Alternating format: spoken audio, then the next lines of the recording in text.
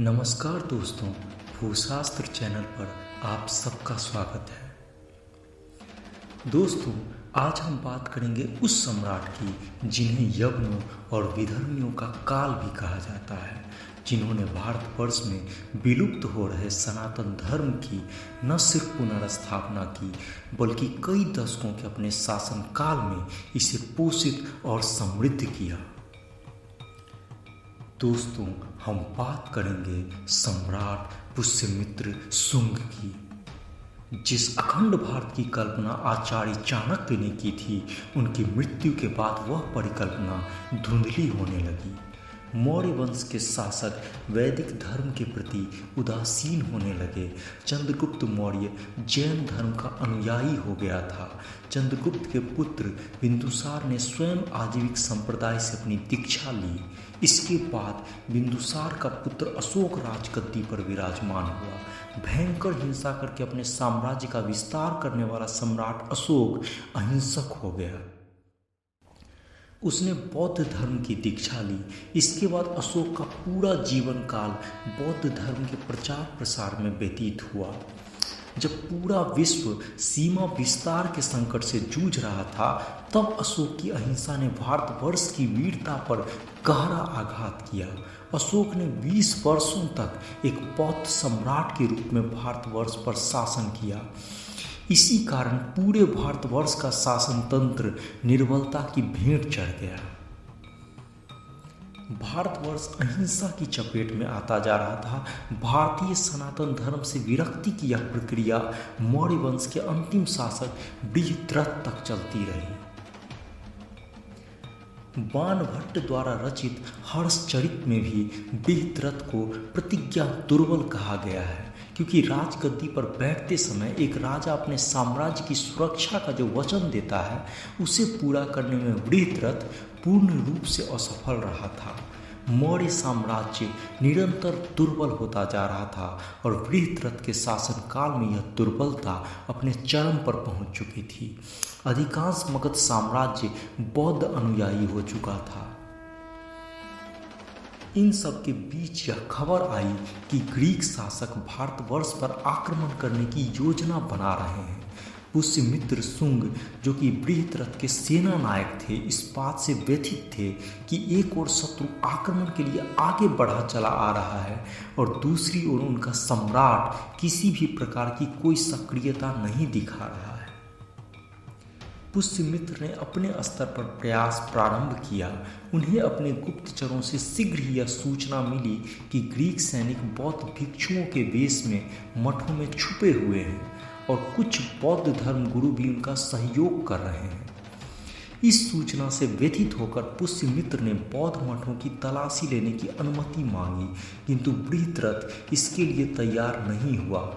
फिर भी पुष्यमित्र ने अपने स्तर पर कार्यवाही की। इस कार्यवाही के दौरान पुष्यमित्र और उनके सैनिकों की मुठभेड़ मठों में छिपे शत्रुओं के सैनिकों से हुई। कई शत्रु सैनिक मृत्यु के घाट उतार दिए गए। बृहद्रथ पुष्यमित्र की इस कार्यवाही से रुष्ट हो गया। वह पुष्यमित्र से भिड़ गया।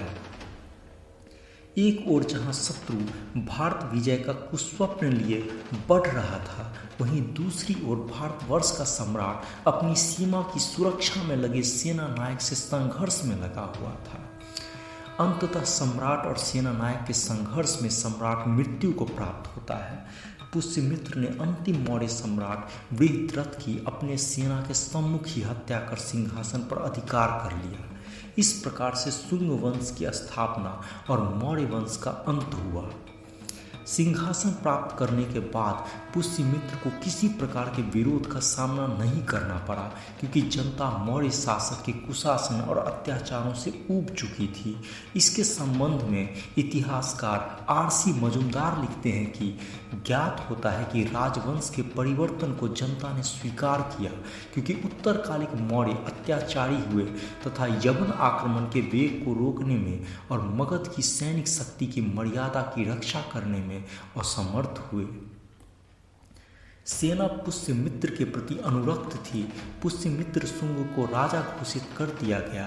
राजा बनने के तुरंत बाद पुष्यमित्र शुंग ने अपंग साम्राज्य को पुनर्व्यवस्थित करने के लिए तमाम सुधार कार्य किए। उन्होंने भारतवर्ष की सीमाओं की ओर बढ़ रहे ग्रीक आक्रांताओं को खदेड़ दिया और भारतवर्ष से ग्रीक सेना का पूरी तरह से अंत कर दिया। इस प्रकार पुष्यमित्र शुंग ने पुनः एक नए अखंड भारत की नींव रखी, एक ऐसे अखंड भारतवर्ष की जहां वैदिक सनातन धर्म अपनी मूल महानता की ओर लौटने लगा। बौद्ध पंथ की ओर जा चुके हिंदू पुनः सनातन धर्म की शरण में लौट आए। पुष्यमित्र शुंग के शासनकाल में वैदिक शिक्षा अपने चरम पर पहुंच गई। उन्होंने राष्ट्र निर्माण के तत्वों में सनातन धर्म के महत्व को सर्वोच्च प्राथमिकता दी। ऐसा कहा जाता है कि पुष्यमित्र के शासनकाल में मगध साम्राज्य के लगभग सभी निवासियों तक वैदिक शिक्षा की पहुंच थी। इसी का परिणाम था कि भारतवर्ष पुनः अपनी सनातन महानता को प्राप्त करने लगा था। मौर्य साम्राज्य के शिथिल हो जाने के कारण केंद्रीय नियंत्रण में भारी कमी आ गई, जिससे मगध साम्राज्य के कई हिस्सों में सामंतीकरण की प्रवृत्ति प्रबल होती जा रही थी। पुष्यमित्र के शासक बनने के बाद शासन व्यवस्था की इस दुर्बलता को दुरुस्त करने का कार्य किया गया। पुष्यमित्र के शासनकाल में राज्यपाल और सहशासक नियुक्त करने की व्यवस्था प्रारंभ हुई। शासन की सबसे सूक्ष्म इकाई के रूप में ग्रामों का विकास किया गया।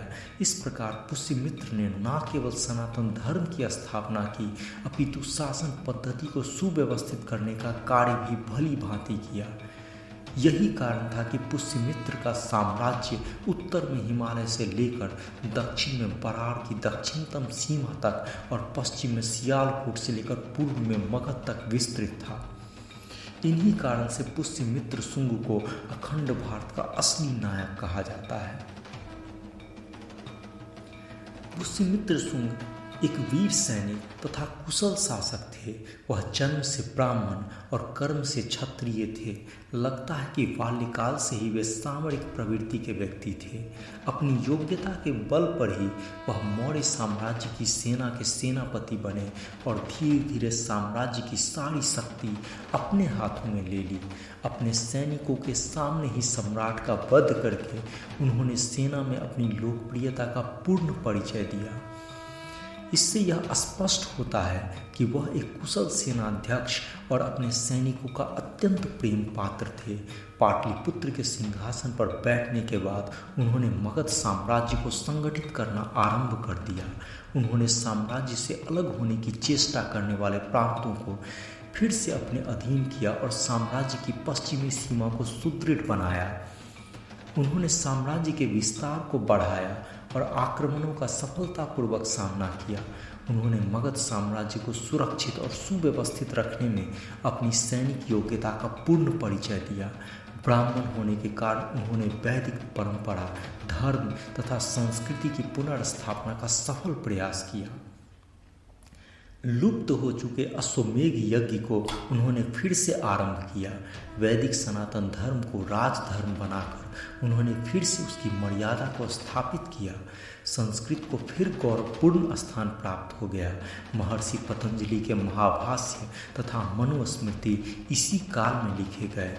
इस प्रकार सम्राट पुष्यमित्र ने वैदिक संस्कृति का पुनरुद्धार किया।